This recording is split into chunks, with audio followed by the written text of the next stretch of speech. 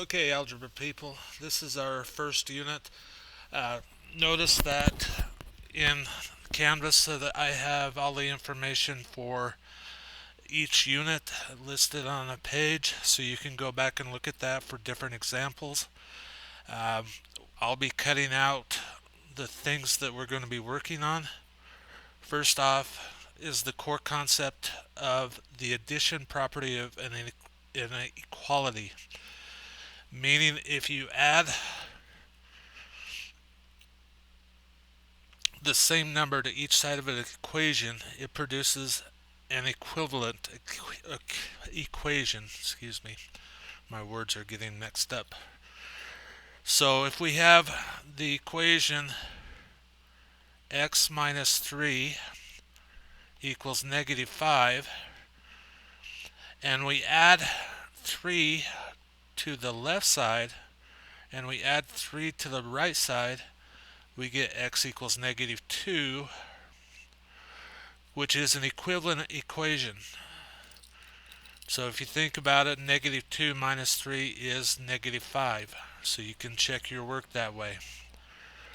Likewise, if you subtract the same number from both sides of an equation, you get a equivalent equation. So if we have 9.9 equals y plus 2.8,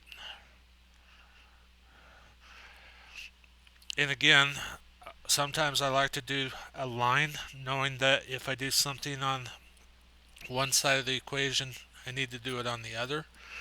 So we want to get the y by itself, so we're going to subtract 2.8 and subtract 2.8. So y is going to equal 9.9 minus 2.8 is going to be negative 1.9.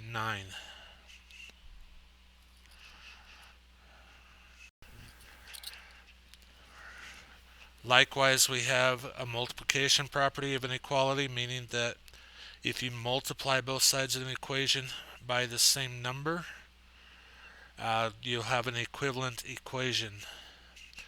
You'll see on these two definitions we're talking about c not being 0. And the reason we do that is you cannot divide anything by 0. You can't divide it into 0 parts. So when I have the equation at the bottom, negative n over 5 equals negative 3, I can multiply both sides of the equation by negative 5 times negative 5. Those will cancel, and I'm going to get n is equal to 15. The division property of an equality states that if you divide by the same number on both sides of the equal sign, you will have a equivalent equation. So if I have the equation pi over x equals negative 2 pi, in this case we're not using the actual number for pi, but we're multiplying our x value by pi, so we're just going to divide both sides by pi, and we're going to get x equals negative 2. Our final one down here, 1.3 z equals 5.2. Anytime you have a constant, a number, and a variable side by side, that means they're multiplying, so we divide by 1.3, divide by 1.3, and z is going to be equal to, I believe, 4. Alright, going on to the just some things to help you understand. If you were given a word problem, there's a 4-step approach. Start to understand the problem, decide what you're going to do to make a plan, and then solve the problem, and then check your solution.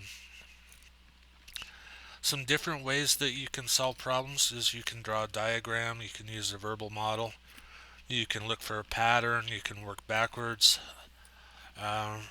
all the things on the list, make a table, make a list, break the problem into parts.